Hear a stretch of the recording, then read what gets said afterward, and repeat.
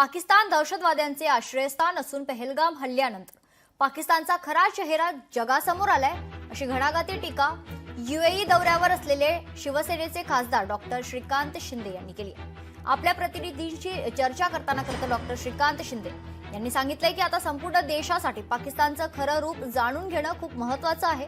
पाकिस्तान दहशतवाद्यांना आश्रय देतोय, तर जैश ए मोहम्मद किंवा लष्कर ए तोयबा या दहशतवादी संघटनांची कार्यपद्धती एकसारखीच आहे.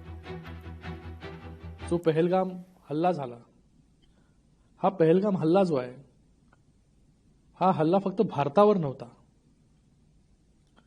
हा मला वाटतं माणुसकीवरचा हल्ला आहे.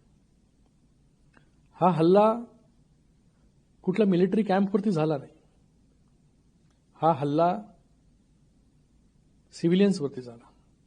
26 लोक या हल्ल्यामध्ये मारले गेले.